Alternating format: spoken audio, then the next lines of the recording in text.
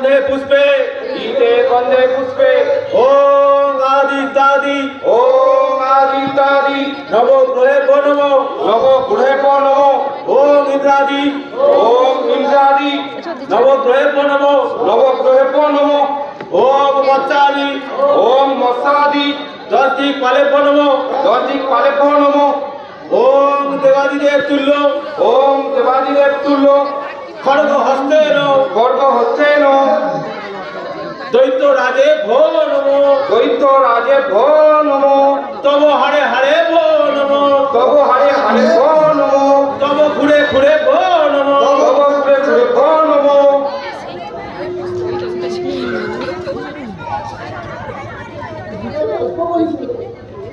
অনেক অনেক দিন আগে না ঠিক তাই বা বলি কেন এক রাজ্যে এক রাজা ছিল। তার রাজা যখন ছিল তখন নিশ্চয় মন্ত্রী ছিল, গোটাল ছিল, সভা পণ্ডিত ছিল, প্রজা ছিল, সবাই ছিল। রাজার রাসালে কচ্ছপ ছিল, রাজার হাতিশালী চাল কুমড়ো ছিল, বড় বড় বড় বড়। আর একসাথে বলতে বলতে শুধু গোবর ছিল, গোবর। ঠিক এইগুলো ছিল কিনা জানি না, কথার গল্প তো কত মিথ্যে ভেজালে সেটা হাজির হয়ে যায়। যার তখন তখন ঘুমিয়ে পড়ার প্রচন্ড শখ ছিল, আর মন্ত্রী ঘন ঘন হাই তোলার ইচ্ছা ছিল, আর টোটালে রোজা ভাঙানোর অভ্যেস ছিল। রাজ্যের প্রজাগুলো যখন তখন খিদে পাওয়ার পদ রোগ ছিল, নানা রকম ব্যায়াম ছিল, পদ রোগ ছিল। ভো ভো আবম 14 পুরুষের পিতা তুমি যখন খড়গ হস্তে ওই হরিকষ্টের পাশে হবে দণ্ডায়মান হবে, যখন তোমার আকর্ণ বিস্তৃত 32 দন্তরাজির অট্টহাস্য আমার দিকের মনের মধ্যে পুলক সঞ্চারিত করবে, যখন তুমি ক্ষুধার্ত হয়ে প্রজাদিগের মস্তক চর্বণ হেতু ভয়ঙ্কর ক্রোধাগ্নি প্রকাশ করতে করতে ওই সিংহাসন পড়ি ধূল নিতল ছড়ে অবস্থান করবে, তখন হে পিতার পিতা, হে আমাদিগের আশ্রয়স্থল মহাপ্রভু, আমরা তোমার শ্রী চরণোদয় মাথায় ধারণ করার জন্য অধীর আগ্রহে অপেক্ষা করতে থাকবো।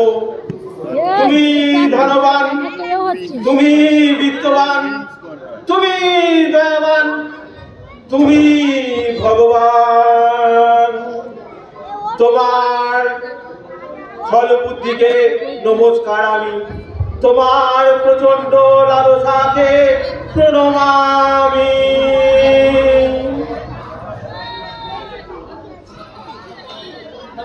যখন আছে তখন রাজ্যের নিশ্চয় একটা নামও আছে।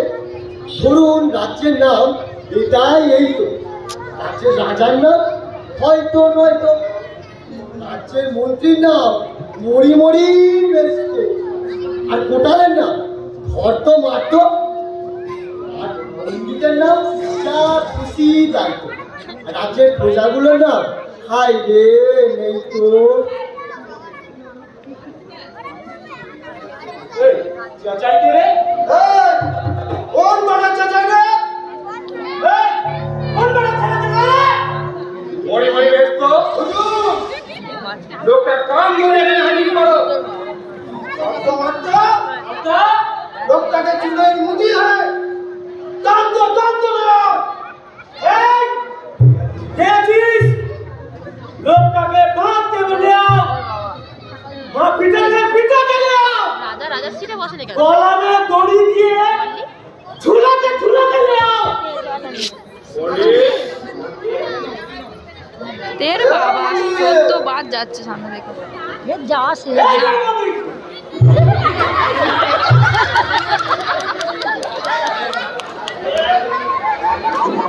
বহুদিন প্রভু চন্দ্রবদন দেখিনি, মনটা বড় খারাপ যাচ্ছে হে পণ্ডিত। প্রভু কেন যে দর্শন দিচ্ছেন না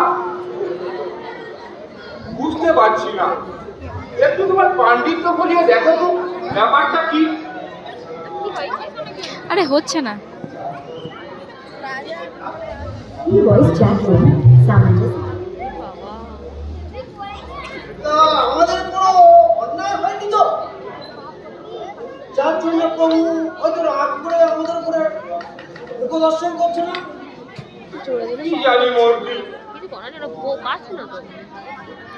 আমরা কি অন্যায় করেছি বলে তোমার মনে হচ্ছে ওটা? কোন সালাই বলে আমরা অন্যায় করেছি? রাজকর্ম করতে করতে অন্যায় কথাটাই ভুলে গেছি। অন্যায় বানান জিজ্ঞাসা করলে বলতে পারবে এখন জীবনের কথা 100 বার। তাহলে প্রভু দর্শন দিচ্ছে না কেন? অহং শাস্ত্রং বদতি মে প্রভুস্ব এখন ঘোরতর দুঃসময় চলতি। ব্যতিবাদ কোণে কৃত্তিকা নক্ষত্রের প্রভাবে এবং বায়ু কোণে যোগনীয় অবস্থানে প্রভুর এখন অষ্টোত্তর চন্দ্রের বিংশোত্তর রাহুস্য দশান চলতি। তাই তিনি নিজের জ্বালায় জ্বলিত এবং নানাবিধ কূট কৌশলাদি আবিষ্কারে চিন্তিত। কি কথা শোনালে পণ্ডিত?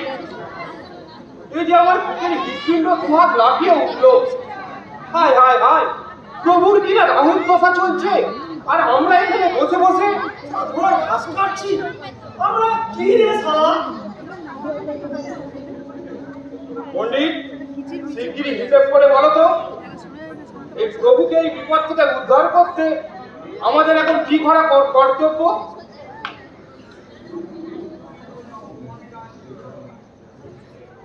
এই রাজ্যের যত নটকর লোক সচ্ছল হয়ে উঠেছে আর অন্যের তলে অন্যায় করে প্রস্তরে মাথা খুঁজছে, ওরা মৃত্যুর ভয়ে সংখ্যায় মরে ভাগ্যকে দেয় ধিক্কার। আর বক্ষের করে চোখের জলে বিশ্বাসে করে চিৎকার। ওরা ক্রন্ধন করে বন্ধন ভয়ে নিশ্চল হয়ে রয়তো।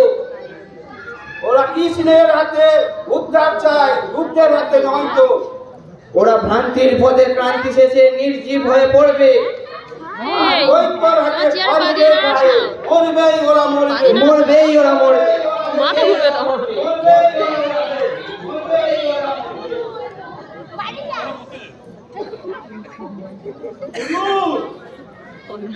মহাযজ্ঞ করতে হবে। মানে মানে মহাযজ্ঞ প্রয়োজন। জয় জয় জয় গুরু। জয় হরিদাস, জয় হরিদাস। জয় ধর্ম, জয় ধর্ম। রাহু তেজস্বিত প্রদায়ক সর্বশত্রু বিনাশকৃত মহাবীর হতি বলবানম শ্রীমদ রাহু মহাযজ্ঞম করতি ভাব।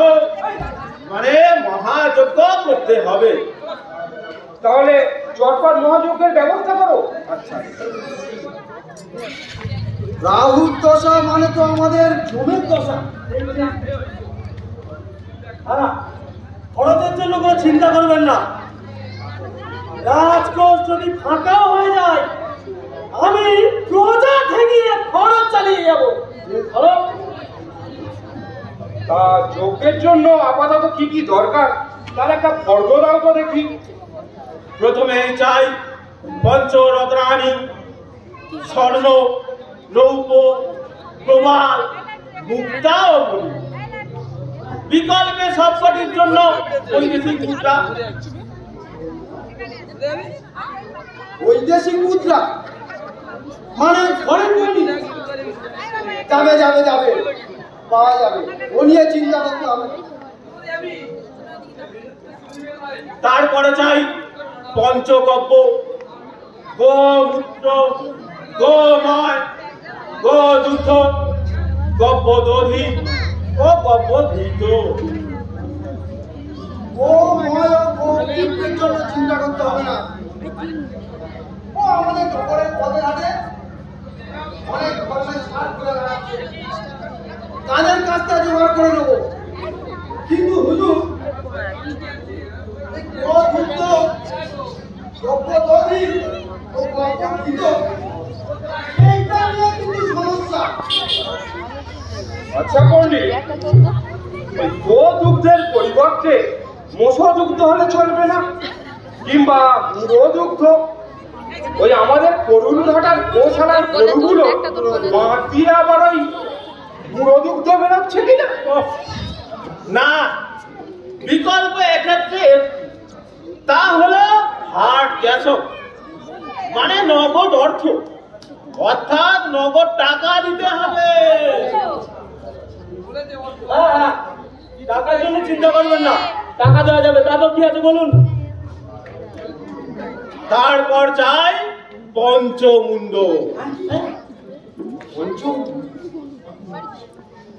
পঞ্চমুণ্ড মানে 5টা মাথা। হ্যাঁ, সে তো বুঝলাম, কিন্তু কার কার মাথা চাই? প্রথমেই চাই প্রজা মুন্ডম, পণ্ডিত মুন্ডম, কোটাল মুন্ডম, রাজ মুন্ডম, মন্ত্রী মুন্ডম।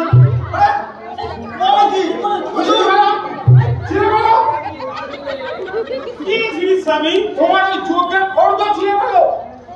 বলে কিনা রাজমুন্ডু চাই। মুন্ডু যদি চলেই যাবে তাহলে ওই যজ্ঞ করা কেন? যাতে মুন্ডুটা বাঁচে সেই জন্যই না যজ্ঞ করা। ও বিকল্প মস্তি, বিকল্প মস্তি। তা সেটা কি, সেটা বলুন।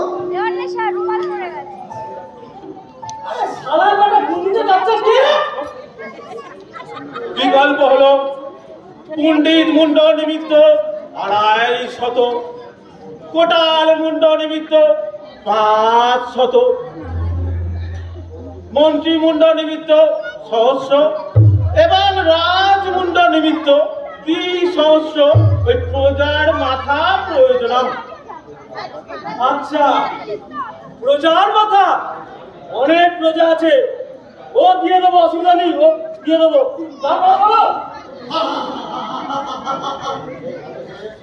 এই হাসে কে রে?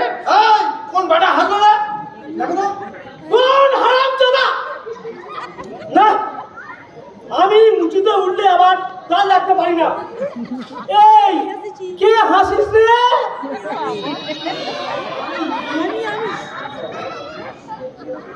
তুই না একটু আগে এখানে চেঁচামেচি করছিলিস? তাই নাকি? সালা বেটার গলাটা কে তো টিপে দেবে নাকি?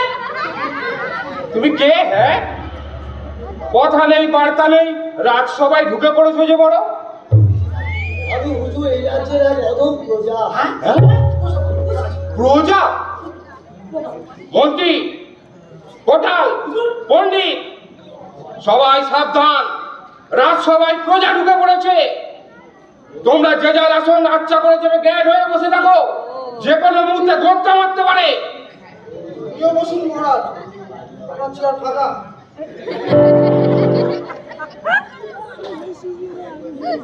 এই, তুমি বাড়ি যাও, জলদি যাও। এই প্রজাদের গায়ে গন্ধ আমার একদম সহ্য হয় না। যাও আগে বাইরে, গাটা কেন বমি করে।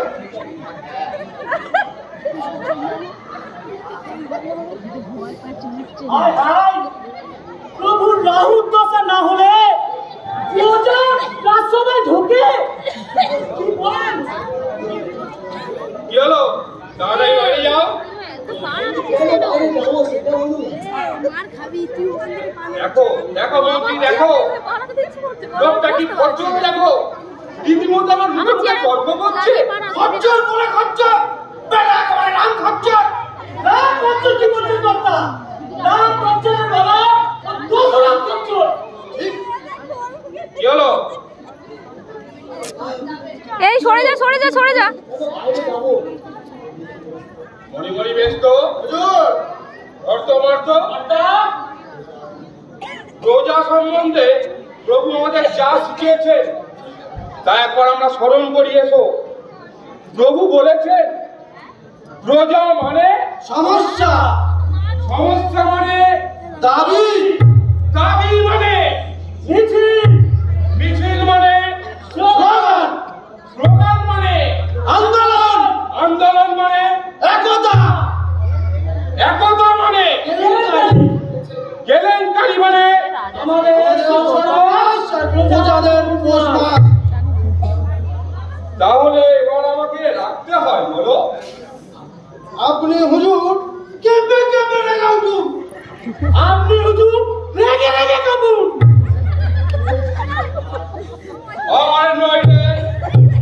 অভিমানী নয়তো সাজা বুদ্ধ, এবার আমায় ভীষণ দেখে হতেই হবে ক্রুদ্ধ। নয়তো বেটা ভয় পাবে না, বেটা মোটেই হবে না। হয়তো দুহাত বাড়িয়ে শেষে করবে কণ্ঠরুদ্ধ। হাত যন্ত্রণা করছে, হাত যন্ত্রণা করছে। নয়তো সাজা বুদ্ধ। হরিতাকে চুনলে বেটায় কন্যারে বরাদ্দ, প্রভুর কাছে বলি দে না বাজিয়ে ঢোলক বাদ্য। নয়তো বেটা ভয় পাবে না, বেটা মোটেই ভয় পাবে না। হয়তো মোদের চোখকে বিন্দি করবে বেটা শ্রাদ্ধ। হরিকারে চললে বেটা কন্যারে বরাদ্দ। খোলাই দিয়ে বার করে দে বেটার যত স্পর্ধা, মানের চোদে বাপকে ডাকুক জামাই বাবু বর্দা। নয়তো বেটা ভয় পাবে না, বেটা মোটেই ভয় পাবে না।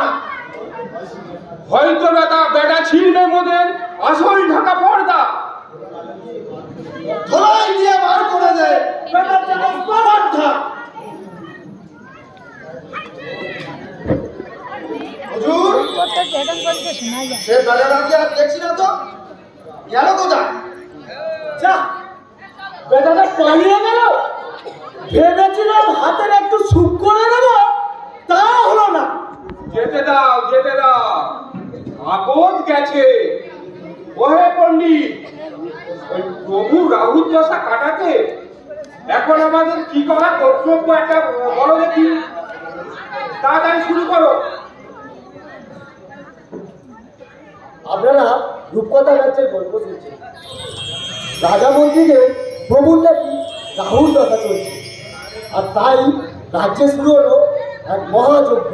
তবে দুষ্ট লোকেরা বলে সে নাকি দক্ষ যজ্ঞ। প্রভুর সন্তুষ্টি বিধানের জন্য সব প্রজাগুলোকে যজ্ঞের আগুনে আহুতি দেওয়া হলো। যজ্ঞের শেষ দিন পণ্ডিত ঘোষণা করল,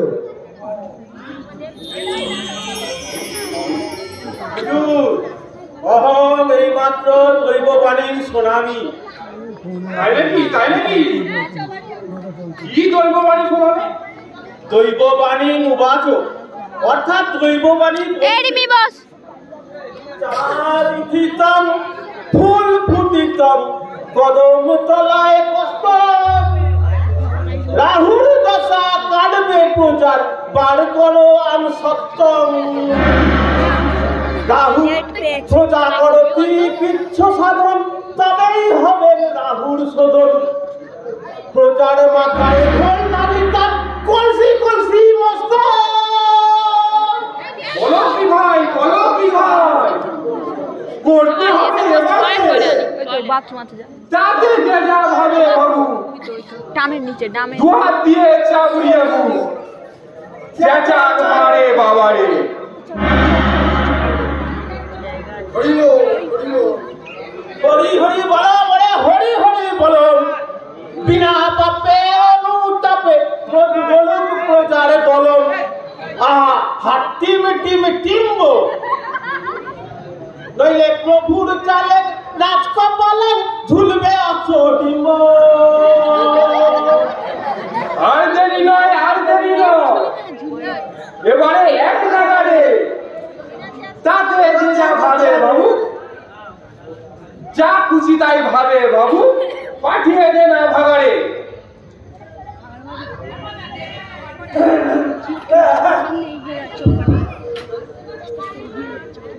এত দ্বারা আছে প্রজাগণকে জানানো চাইতেছে যে আমার দিকে 14 পুরুষের পিতা মহাপ্রভু রাহুল দশা খণ্ডনের জন্য যে মহাযজ্ঞের আয়োজন করা হইয়াছিল, তার দৈববাণী অনুসারে প্রজাগণকে অনুতপ্ত হইয়া কৃত্য সাধন করতে হইবে। যেহেতু এই রাজ্যের প্রজাগণ অতিশয় অসৎ এবং রীতিমতো পেটিয়া, সেই জন্য বিশেষ আদেশ জারি করা হইল যে প্রত্যেক প্রজাকে আজ মরা হইয়া বাঁচিতে হইবে। ইয়াতে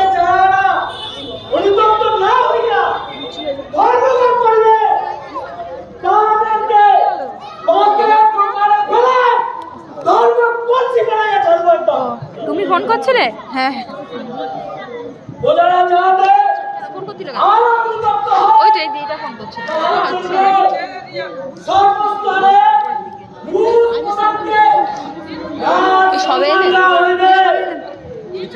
ঘুষ কাটিত যেখানে রাজকর্ম সুকর্ম অপকর্ম বড় বড় অপরাধ বলিয়া বিবেচিত হইবে। বসেছিল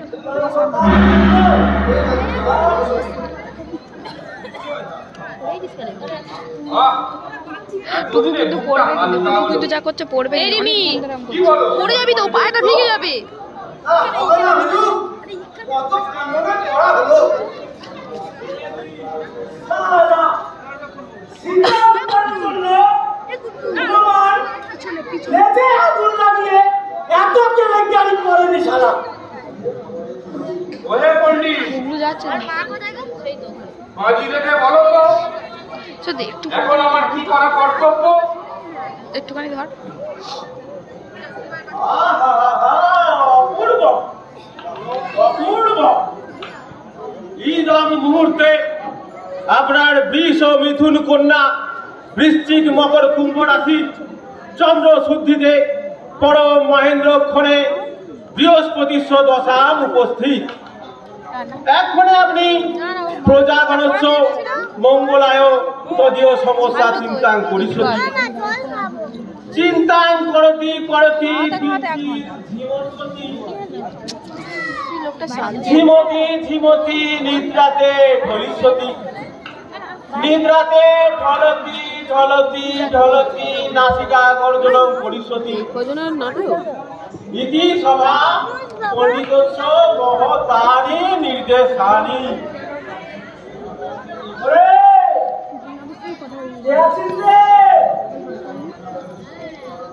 হুজুর এখন সমস্যা দূর করবার জন্য ঘুমাবে। দুজন যুবতী মেয়ে পাঠিয়ে দে। হুজুর ঘুমালে তারা নাকে ফুটা ফুটা ফুটা করে তেল দেবে। না না না না না, ওটা বাবার কেন? ঘরে আমার এই কান্দারি বউ আছে না, ওসব যুবতী যুবতী দেখলে সে কি ভাববে বলো তো? তা এতগুলো যখন বলছো তবে যুবতী যুবতী পাঠিও না, পারো তো গোটা করে 30-32 বছরে বিধবা বুড়ি পাঠিয়ে দাও। বিধবারা করো বন্দি পড়ায়ও না। মানে আমি সেটাই বলতে যাচ্ছি। বাচ্চুদা ওই গৌতমদার ভাই না, ওই এগিয়ে নিয়ে এই বলছিস ওনার কথা বলছি। আমি শুধু ভাবছি গৌতম বাচ্চুদার বাচ্চুদার নামটা বলতে পারছিলাম না। হ্যাঁ উনি তো চেনা যাচ্ছে। হুজুরের কথা মধ্যিখানে ধুম করে বাজ খায়ের মতো এসে কথা বলছিস যে বড় আমার বিলেটা তো একবার চমকে উঠেছিল। হুজুর সারা পরিবারকে আমাদের কে করতে গে? হুজুর আপনাদের দুজনীয় মহাপ্রভু এদিকে যে আমাদের প্রজাদের বিভৎস হয়ে যাচ্ছে। তো আপনাদের মহাপ্রভুর যা খিদে তাতে কি কোনোদিন তাই রাহুল প্রসাদ কাটবে? আরে বাপ, ये साला মহাপ্রভুর খিদে তুলে কথা বলছে। এই যে বেশি কে করলে গলাটা কে করতে পারবে না? আমরা হুজুর এদিকে অনাহারে মারা যাচ্ছি। মিথ্যা কথা। এটা কে হয়েছে? ওই যে এই যে মন্ত্রী, এটা হ্যাঁ ঠিক। আর এই যে সবুজ ছাড় জামা পরে, আমি ওই রাজার আর এনা চেনা চেনা লাগছিল। টোটন দা অতটা বাচ্চাটা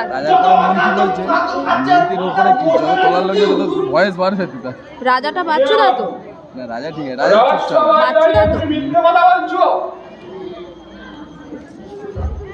কিন্তু না না না না না, একদম এগোবে না। তোমার ওই ছায়া আমার গায়ে পড়লে এই অবেলায় আমাকে আবার স্নান করতে হবে। ভদ্র যা বলবে ওই দূরে দাঁড়িয়ে বলো। হুজুর আমরা খেতে চাই। তা খাও না বাবু, আমরা তো তোমাদের খেতে বারণ করিনি, যত পারো খাও। প্রাণ ভরে খাও, পেট পুরে খাও। কিন্তু হুজুর কি করে খাবো সেটা তো বলুন। সালে কি বলে প্রজারা গন্ড মূর্খ, কি করে খাবে তা বলে দিতে হবে। এনার চিন্তা আছে না যে সবুজ ওরা আমি চিন্তা আছি না।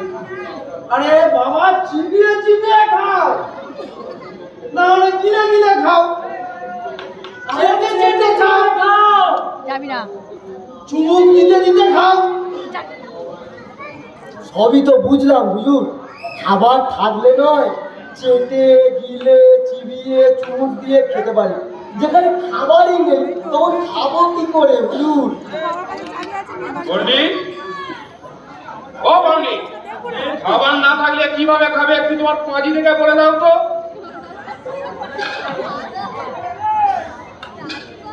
ইদং সমাধানম পাদিতে ন অস্তি, নাম তৎপুরুষে অস্তি। নং তৎপুরুষে ভাষ্যম হলো যে পণ্ডিত খাবার থাকলে যদি চিবিয়ে চিবিয়ে খাদতি, খাবার না থাকলে না চিবিয়ে না চিবিয়ে খাদতি। যে আবহাওয়াতে চাকরি করে আরে আগে করতো, এখন এমনি করতো। হ্যাঁ হ্যাঁ একদম এই বুঝলে বকচন্দ্র, পুরো মামা খাবার থাকলে যদি চেটে চেটে খাও, তাহলে খাবার না থাকলে না চেটে চেটে খাও। তোরা চলে যাবি না থাকবি? ওটা চলে যাচ্ছে, রেখে দাও। আমি দেখ আর সে কোথায় রে? সে ওই তো ওখানে বসে, হইয়া গিয়াছে, আর একজন ওই বসে। কোথায়? সমাধান হইয়া গিয়াছে, সমস্যার সমাধান হইয়া গিয়াছে, খাদ্য সমস্যার সমাধান হইয়া গিয়াছে। বাবা যদি আসে আপনারা দেখছেন রূপকথার রাজ্যে তুই চলে যাচ্ছিস? কত কঠিন কঠিন সমস্যার সমাধান কত সহজেই না করে ফেলা যায়। চালাকেরা ফোন করে জিজ্ঞেস মনের সুখে করতে হয়। সিনেমার টিকিট ব্ল্যাক করে, আর পরমানন্দে দিনে দুপুরে ট্রেনে বাসে ছিনতাই চালায়, রাহাজানি করে। এদের এত জোরে কম করতে হচ্ছে। আমি তো বলেই বোকা প্রজাগুলো খেতে পায়নি বলে চেঁচিয়ে মরে। খিদের জ্বালা সহ্য করতে না পেরে নাটকে আছে। ছেলে মেয়েগুলোকে বিষ খাইয়ে মারে, হ্যাঁ নাটক ছিল। নিজেরা আত্মহত্যা করে। কেউ কেউ রেল লাইনে বাধা দেয়, কেউ বউ বিক্রি করে, নিরুপম ও কেউ ছেলে বিক্রি করে, শোনা যাচ্ছে। আর কেউ কেউ ছেলেগুলো গিয়ে গুন্ডার দলে নাম লেখায়। নাটক এরা একদম আর এই হার বজ্জাত প্রজাগুলোর জন্য Practice রাজার করে। মনে, রাজার পিতৃ মিত্রদের মনে তোমাদের যা বড় জলের মতো দুঃখ। মুখস্থ করেছিলে নাটক। তারা এদের জন্য কেঁদে কেঁদে বুক ভাসায়। এরা ফোটাতে পারছে না। ঠান্ডার চোখের জলে ভুলে যাচ্ছে। ঝাপসা হয়ে যায়। আর এই ঝাপসা চোখে আর তারা চোরা কারবারিদের দেখতে পায় না। কোন কোন গুদামে বেবি ফুড চাল ডাল সব লোকানো আছে তাও তারা আর খুঁজে পায় না। মনের দুঃখে পেছনের দান কমিয়ে মাল বাড়াতে গিয়ে মাল কমিয়ে দামই বাড়িয়ে ফেলে। ওই আর তাদের ভাষাস্থল সেই মহাপ্রভুকে ডেকে বলে, কোন মার গায়ে চলে গেল বাবু? ফেরেছে কোথাও বসেছে দেখ। হে মহাপ্রভু, তোমার জন্য আমরা এই প্রজাগুলোকে কি মক্ষম টাইট মারছি। বললি একটু ধরে বাড়ে হাতে। তুমি প্রভু আর একটু আমাদের দিকে তাকাও প্রভু।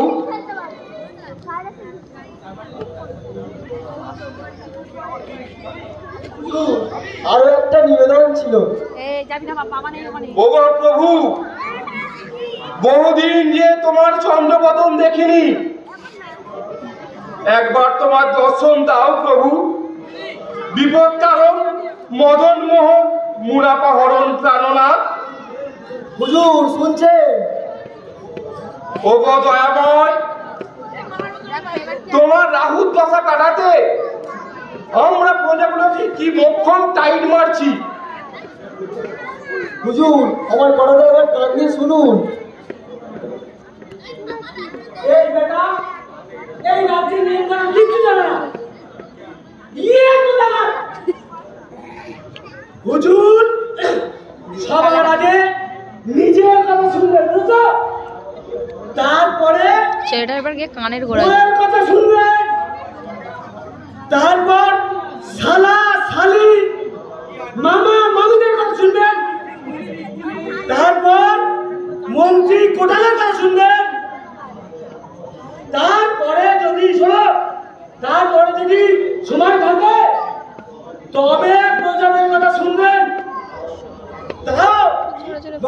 দিয়ে শুনবেন আর ডান দিক দিয়ে বের করে দেবেন।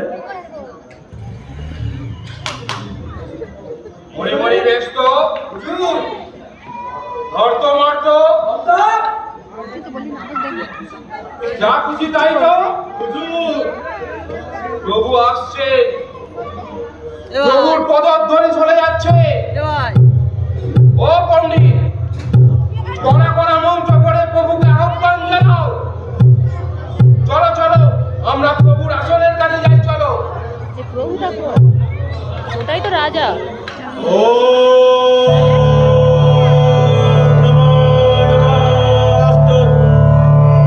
অষ্টোত্তর শতাঙ্গ নম।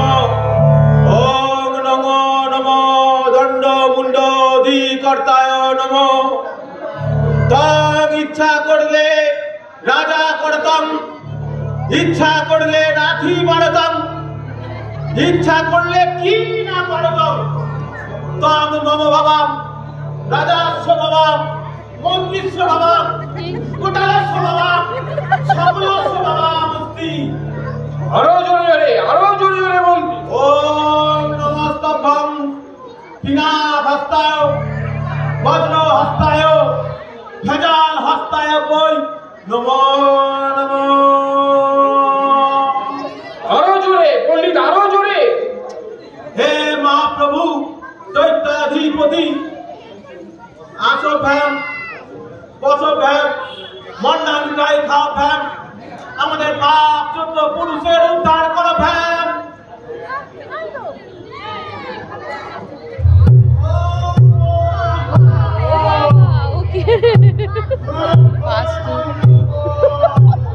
ঠিক লোকে ঠিক পার দিয়েছে।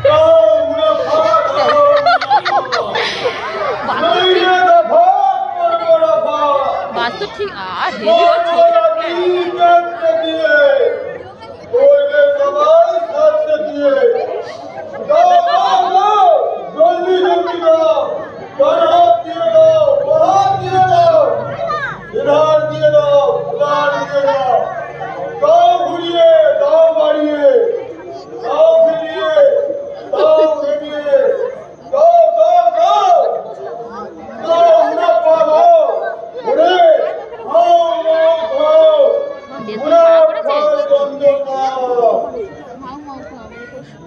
ওরা এখন প্রণামে ব্যস্ত।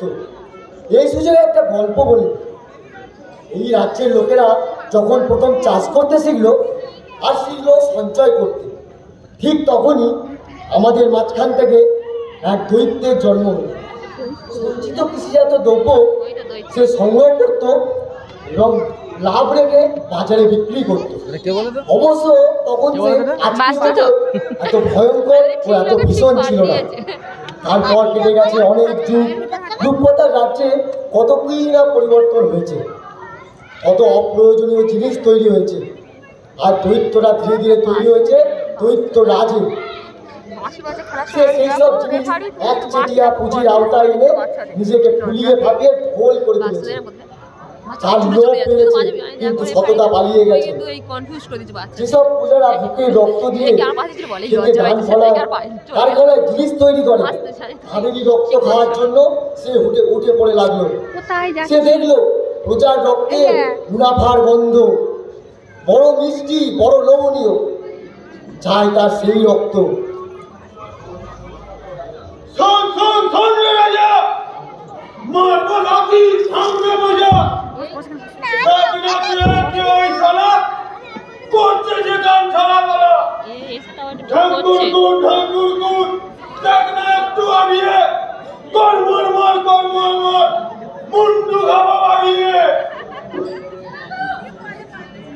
একটু মন দিয়ে শুনুন। হঠাৎ একদিন সেই রাজ্যে 7 সাগর আর 13 নদী পার দিয়ে বিদেশি দৈত্যরাজ হানা দিল। তারা এলো বাণিজ্য করতে, কিন্তু দখল করে নিল সমস্ত রাজ্যটাকে। আর এর ফলে আমাদের দেশি দৈত্যরাজের স্বার্থে পড়ল ঘা। দেশ স্বাধীন করবার জন্য নয়, তার একচেটিয়া পুঁজিটাকে বহাল তবিয়াতে রাখতে সে বিদেশি দৈত্যদের বিরুদ্ধে এক রব তুলতে লাগলো।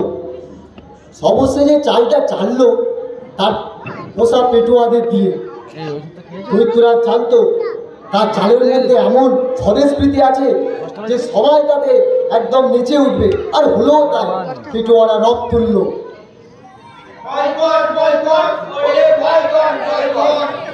এই এরা দুজনকে স্বদেশি সব বিদেশি জিনিস কর বয়কট। যার মুখে নেই স্বদেশ প্রীতি সেই হলো বেটা মরকট। আর ছোবো না, না ছোবো না বিদেশের এই তৈরি মাল। দেশ ফেলে দেশ, দল ফেলে এরা দে, দুজন কারা? বিদেশি রে জঞ্জাল। তাই তো বলি দূর করে দে ঝটপট ঝটপট। ওরে বয়কট বয়কট, ওরে বয়কট বয়কট। আর কিনো না, না কিনো না, মেঘ চলেছে বিদেশির ওই মাল। স্বদেশবাসী নিজের হাতে তৈরি করা জিনিস কিনি। বিদেশির এই জিনিস খেলে কাপ করে কটকট। ওরে বয়কট বয়কট, ওরে বয়কট বয়কট।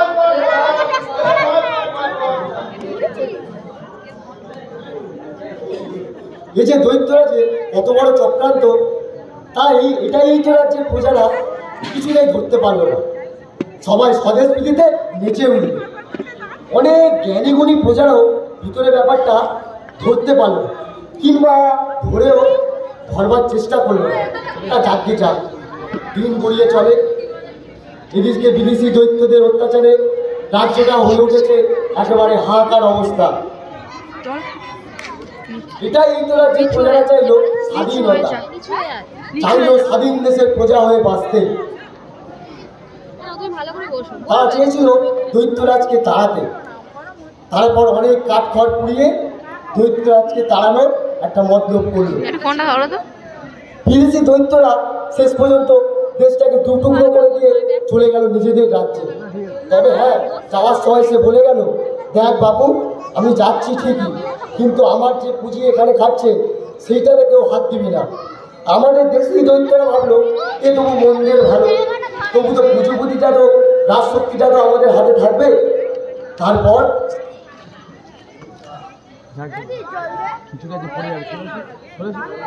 মাননীয় দৈত্যরাজের পায়ের ধুলো নিয়ে আজ আমি রাজা হতে চলেছি।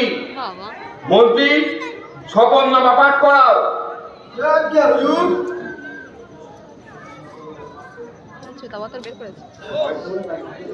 আমি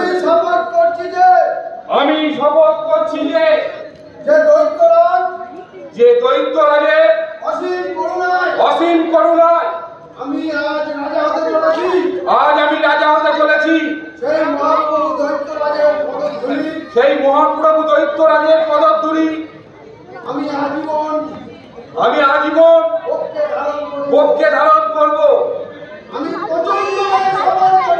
আমি প্রচন্ড বেগে শপথ করছি। প্রচন্ড বেগে আদৌ স্কিপে ছিল না। উদার চিত্র দৈত্যরাজ যেদিকে আঙুল ঘোরাবে আমি সেদিকেই হেলবো। তিনি যেমন নাচাবেন আমি তেমনই নাচবো। তিনি যেমনই বোঝাবেন আমি সেরকম বুঝবো।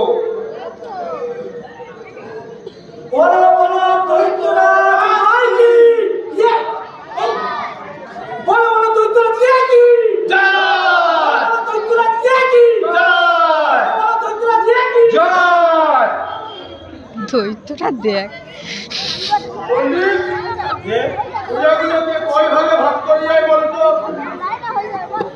আগে দেবাদিদেব গীতায় ভগবান শ্রীকৃষ্ণ বলেছে যে চতুর্বর্ণা ময়া সৃষ্টম ইত্যাদি ইত্যাদি, অর্থাৎ কিনা ব্রাহ্মণ, ক্ষত্রিয়, বৈশ্য, শূদ্রশ্চ।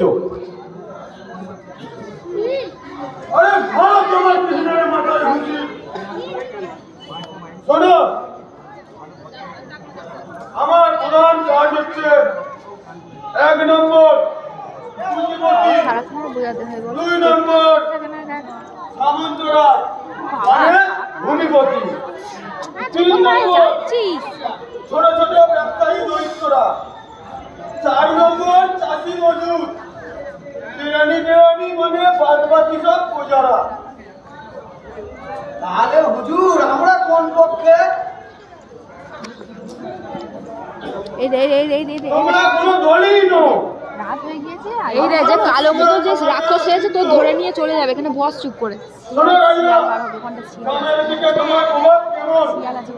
বড্ড কম প্রভু। চাষাভুষো লোকগুলো না বোঝে রাজনীতি, না বোঝে অন্য কিছু। ভেবেছিলাম সামন্তরাজকে সরিয়ে দেব, কিন্তু গ্রামে যখন তোমার প্রভাব নেই তখন সামন্তরাজকে দেখিয়ে রাখতে হবে। রাজা তো হলাম প্রভু, এবারে একটু উপদেশ দিন। এখন আমি কি করব? তোমাদের প্রথম কাজ আমার স্বাস্থ্য দেখা এবং তার রক্ষা করা। 2 নম্বর কাজ পূজাগুলোকে ঘন ঘন প্রতিশ্রুতি দেওয়া।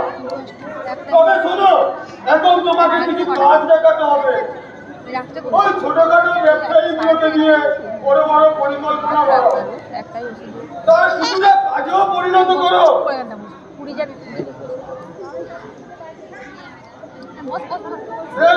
বেশ ভালো ভালো মুখি দিয়ে বড় বড় পরিকল্পনা তৈরি করো, তার কিছুটা কাজেও পরিণত করো। তারপর আমার পরবর্তী নির্দেশের জন্য অপেক্ষা করো। যাও বাবা, হারিকারের নামে কাজে হাত লাগাও। জয় বাবা হারিকারের জয়, জয় জয়। তার লোক দেখানো ভালো কাজ কিছু হলো বলছে। তারপর এটাই এই রাজ্যের চাষিদের বড় দুরবস্থা।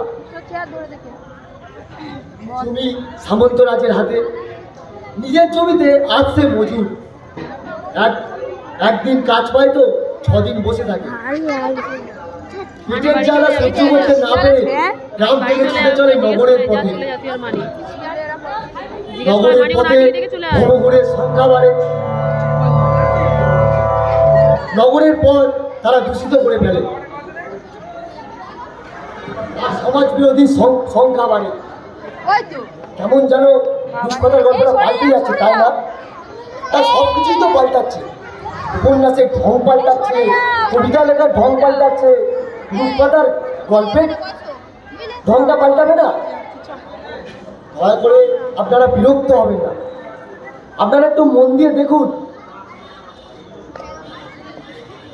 না না, মন দিয়ে শোনাবা দেখার কিছু নেই। আমার চাই কে বাঁচলো কে মরলো তা আমি দেখতে আসবো না। আমার চাই মুনাফা, মুনাফা আর মুনাফা। আগে আমার তৈরি 100টা জিনিস 100 জন লোকই কিনতো, কালো ড্রেস পরা লোক 50 জন লোক কিনছে। তাহলে আমি ওই 50টা জিনিস তৈরি করবো, কিন্তু দাম নেব ওই 100টা জিনিসের সমান।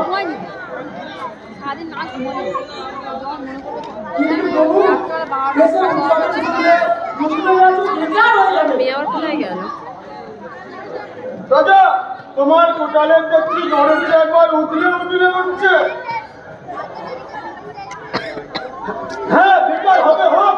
এই তুই চলে আমি আর দাদা পরে যাবো। আমি ছড়াই করবো, যেখান থেকে কাঁচা মাল আমদানি আমি সেখানেও ছড়াই করবো।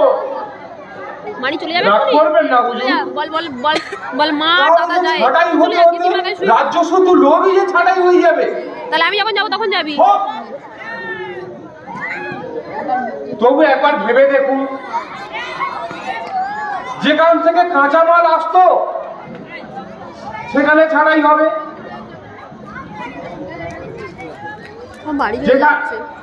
গাড়ি ঘোড়া কমে যাবে ফলে সেখানেও ছাড়াই হবে।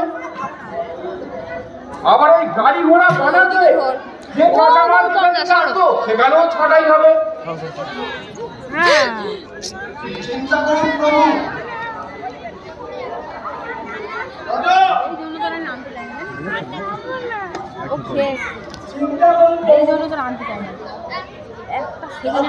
এত যদি ছাটাই হয়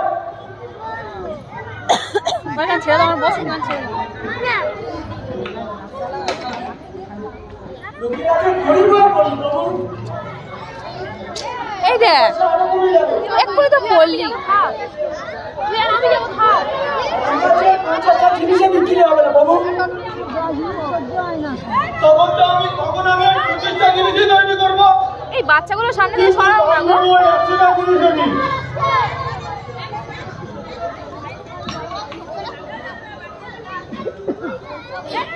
আমি আপনারা সব জিনিস কেনাকাটা করতে পারবে?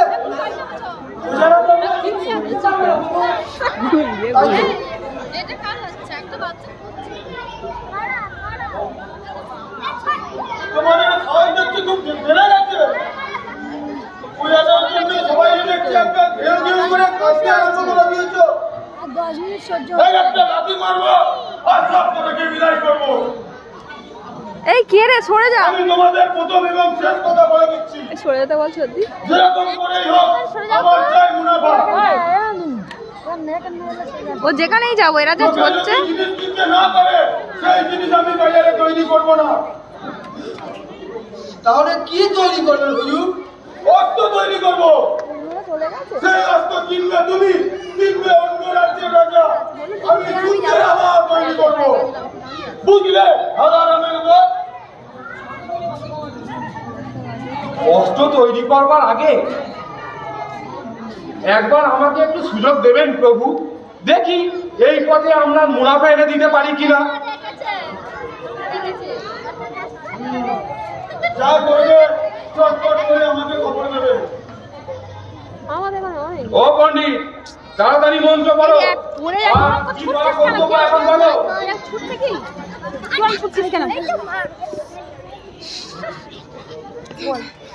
উচ্চ তত্ত্ব নির্মাণ শাস্ত্র পদ্ধতিতে নিজেদের নিমিত্ত যদি ওই প্রজাদিকে বংশদণ্ড প্রদান ইদান বংশদণ্ড প্রদান কার্য অতি কৌশলে করতি ভব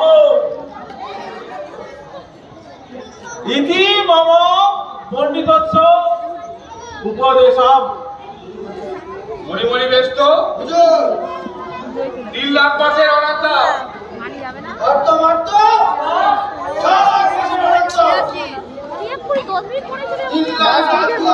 শেষ হয়ে যাবে।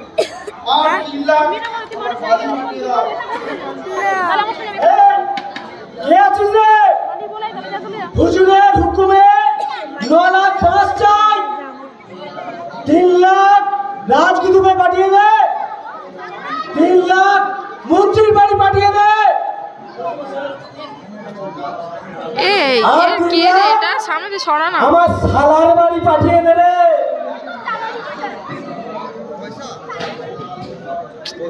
এটা কি? একবার ঢেকে দাও। হইয়া গিয়াছে, সমাধান হইয়া গিয়াছে, সমস্যার সমাধান হইয়া গিয়াছে, দারিদ্র সমস্যার সমাধান হইয়া গিয়াছে। তোমার এমি কোথায় যাচ্ছে যে? নরম কচি সরল সুন্দর মনোরম যাকে মনোহর পাস প্রজাদিগকে দেয়া হইয়াছে।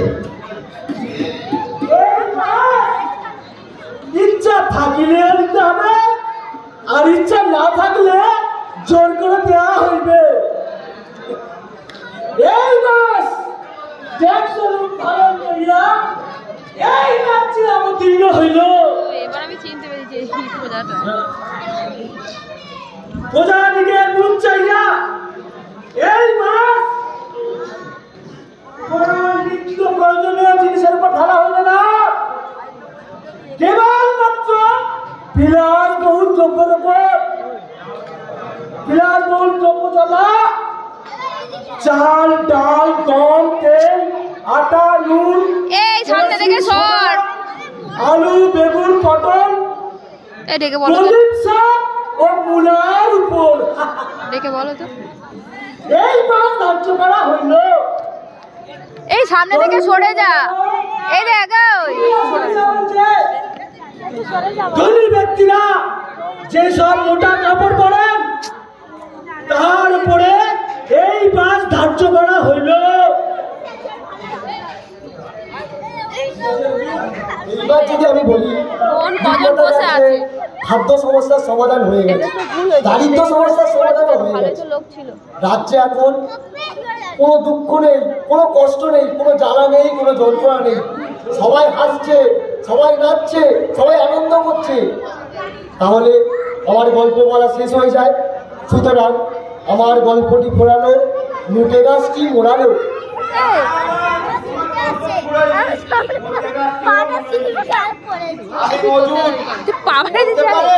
আমার ছেলের চাকরি কোথায়, খাওয়ার মতন পাওয়ার মতন আমার পয়সা কোথায়? কেন আমার ছেলে মেয়েরা স্কুলে যেতে পারছে না? কেন তারা দুবেলা পেট ভরে ভাত পাচ্ছে না? শুধু চোখ লাগানি তারেরা বাড়তে পড়ে। বেঁচে থাকার জন্য কেন নেমে আসছে এত নিষ্ঠুরতা? অনেক মরণ পার হয়েছি, অনেক বুটের লাতির ঘায়ে। এবার মোদের বাঁচতে হবে, বাঁচতে হবে নিজের পায়ে। চাষ করে খায়, কিন্তু আমার নেই রে জমি।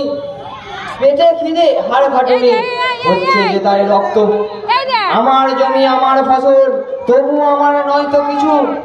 একটু শুধু ফ্যানের তরে ঘুরি ওদের পিছু পিছু। আমার রক্তে বোনা ফসল ফলে, পাই না আমি একটি ঠাই। হায় ভগবান, কিসের পাপে করলে এমন সর্বনাশ? কেন ভাই, এবার এসো বাঁচার জন্য ঝাঁপিয়ে পড়ি। মরণ ভয়ে অনেক পার করেছি, এবার বাঁচার জন্য যুদ্ধ করি। ভয়ের বাদ দাও, ভেঙে দাও, যুদ্ধ করো, এবার ধরো। তোমার লড়াই আমার লড়াই, আসুক দৈত্য আর না ডরাই। বাঁচার মতন বাঁচতে চাই, মানুষ হয়ে বাঁচতে চাই, বাঁচতে চাই, বাঁচতে চাই, বাঁচতে চাই, বাঁচতে চাই, বাঁচতে চাই, বাঁচতে চাই। সত্যি কি বিজ্ঞতা যাচ্ছে? গল্প এখনো শেষ হয়নি। এই তো চারিদিকে শুধু খিদে খিদে আর খিদে, আর নেই নেই আর নেই। এই তো গ্রামে গ্রামে চাষিরা কাঁদছে, কারখানার মজুরেরা কাঁদছে, অফিসের বারান্দায় কেরানিরা বসে বসে কাঁদছে, আর ছোট ছোট দৈত্যগুলো মূলধন ভেঙে কাঁদছে। সবাই কাঁদছে। তারপর যদি এরকম হয়, আর সেই কান্নার জল শুকিয়ে যায়, আর সবার ভিতরে এক ঝোড়ে হাওয়া বইতে থাকে, আর সবাই মিলে একসাথে চেঁচিয়ে ওঠে,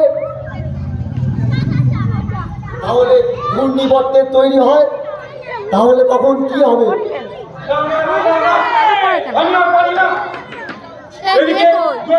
চোখ রাখানি আর পূজাগুলোর বলছে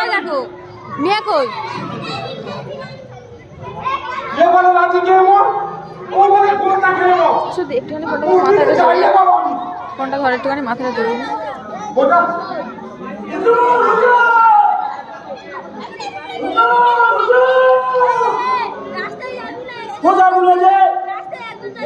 সামন্তরাজকে নিপীড়িত করা চলেছে। এখানে খাওয়া নাকি সামন্তরাজে কি অসহ্য চলে একেবারে নেতা হয়ে পড়েছে হুজুর। রান্না সেন বেরোচ্ছে এখনো। এত প্রহরী পাবো কোথায় হুজুর? এত প্রহরী পাবোই না কোথায়? এদিকে কালকে দুবার করেছি, আর ওদিকে না ঠান্ডা করতে করতে সব জমি আগলে যাচ্ছে।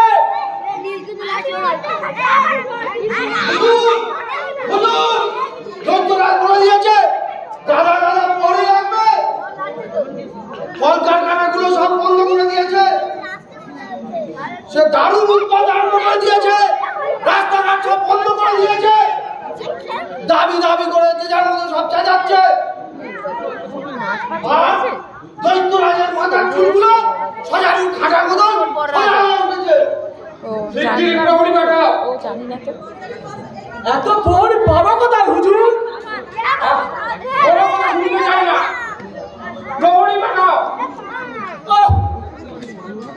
না এই দেখ নগরে নগরে কেরানি শিক্ষাবাদী ছোট ছোট দৈত্যস্থ লম্বা লম্বা মিছিল করন্তি, গরম গরম স্লোগান তুলন্তি। এখন আমি কি করি স্বামী?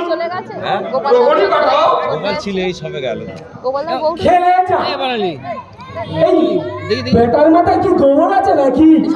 মানে গোবর আছে মানে যখন বলছি ফিলে উঠছে তখন এ করছি তাও আমি বলছি পাউরি পাটা সরে যাও থানা দেখাবো ওইটা বলে বলে শুনতে চাই না। সরে যাও তুমি যেখান থেকে পারো মোহর বাড়াও ওই পায়না কাটা আগুন লেগেছে রূপকথা রাজ্যে, আগুন লেগেছে উত্তর থেকে দক্ষিণে, ভাই আগুন করছে লেগেছে পূর্ব থেকে পশ্চিমে। ওরাই চলে গেছে এরা শুধু ডায়লগ বলে যাচ্ছে কি আগুন রে বাবা আলু তো মেয়ে তাই না ও এখন আমি কোন দিকে যাই যে কালো কালো হুডি পরে ও মরি মরি ব্যস্ত এই কোথায় গেলি ভাই কি হয়েছে আমার কথা না রে ওরে বাবা আজকে হাতে বের পাচ্ছি ঘুমনের সময় নাকে সর্ষের তেল দিতে যত ভালো লাগে না মনের চোটে চোখে সর্ষে ফুল দেখতে তার থেকে বেশি খারাপ লাগে করা ধুলো ওরে বাবা আমি চোখে কিছু দেখতে পাচ্ছি না যে হায় হায় হায় হায় হায়। এখন কোন দিকে পালায়? ভেবেছিল ফল পাল্টে এই প্রজাগুলোর ভিতরে ঢুকে যাব, কিন্তু বেটারা ঠিক চিনতে পেরেছে আর ওই শালা রাজা আর হোৎকা দৈত্যটার সঙ্গে মিশে নিজেও মরল আর আমাদেরকেও মারল। এই মরেছে, কোথা থেকে আবার ধোঁয়া আসছে, চোখে তো কিছু দেখতে পাচ্ছি না। নার্ভের ওষুধ পুরো ঘুম পায় না কানা হয়ে গেল নাকি? কারখানা পায় না ওখানে খেয়ে খেয়ে অভ্যাস হয়ে গেছে ও বাবা, আমার প্রজাগুলো আমার সঙ্গে বেইমানি করলো। হুজুর আরে বাবা, এই হুজুকের মাথায় নাই তোরা ভুল করে কোন দিকে পালায়? প্রজাগুলো ঘর বাড়ির সঙ্গে তোরা নিজেদের ঘর বাড়িগুলো জ্বালিয়ে দিয়েছিস। তাতে কি এমন হয়েছে শুনি? কি এমন মহাভারত অসুস্থ হয়েছে? অত খেপে যাও কি আছে? কি সব হারাম জায়গায় পৌড়ের ধন বলে কিনা দেখতে পাচ্ছি না কিছু। প্রজারা মরছে তাদের নিজের সাথে, আমরা মরবো কার সাথে? ওরে হারাম চাচা, তোরা মরবি ওই দৈত্যরাজের সাথে। মাইনে বাস মজা করিস, ফুর্তি করিস তার সাথে। তো বেটারা শেষে কিনা আমাকে ঠেলাতে এলো। এ বাবা, এখন আমি কোন দিকে যাই রে বাবা? বাবা ধোঁয়া আসছে, কি আগুনের লম্বি ধোঁয়া, মানে কোন দিকে যাই চোখে দেখতে পাচ্ছি না। আমার ছেড়ে দে মা, আমাকে তোরা যা বলবি আমি তাই করব। আমি পণ্ডিত হতে চাই না, আমাকে তোরা এড়ে গরু বলে ডাকিস। প্রাণ চাইলে তোরা আমাকে গাদার ভাগ্নে ভাইপো বল, হারাম জাদার ভাগ্নে বল, যা বলবি সব ডাকেই আমি সাড়া দেব, খাঁটি নিজের ভাষাতেই সাড়া দেব। খালি আমার প্রাণটুকু বাঁচিয়ে রাখ। এতদিনে বোধ হয় সোনার কাঠির ফরসকে দৈত্যপুরীর বন্দিনী রাজকন্যার ঘুম ভেঙেছে। আর সেই সাগরের তলায় সোনার কাঠিতে মোড়া রূপোর খামের মধ্যে দৈত্যের প্রাণ ভ্রমণের সন্ধান পাওয়া গেছে। রূপকথার রাজ্যে কাঁপিয়ে দৈত্যরাজে একদিন যন্ত্রণায় চিৎকার করে উঠল, তারপর আর তাকে আর খুঁজে পাওয়া যায়নি। কিন্তু এ তো কল্পনার কথা। রূপকথা রাজ্যে এই পরিণতি কি কোনোদিন আসবে? নাকি গল্পে বড় বড় বক্তৃতায় বড় বড় ভাষণে এই শুধু দেখা যাবে? মাঝখান দিয়ে এটা খুব বহুরপাক খাবে। ওই দেখুন দুপাশ দিয়ে গল্প শেষ হয়ে যাচ্ছে আর নাটকটাও শেষ হতে চলল। রূপকথা সেই রাজ্যটাকেও দুঃখের যবনিকা নেমে আসার আগে আপনারা একটু ভাবুন, আপনারা একটু ভেবে দেখুন দৈত্যরাজের প্রাণ ভোমরাও কোথায় লোকানো আছে। যে গল্প শুনলেন সেটা নিয়ে ভাবুন, একটু ভেবে দেখুন। সময় বেশি নেই, আপনারা ভাবুন, ভেবে দেখুন, যুক্তি দিয়ে ভাবুন, তাড়াতাড়ি ভাবুন। নমস্কার।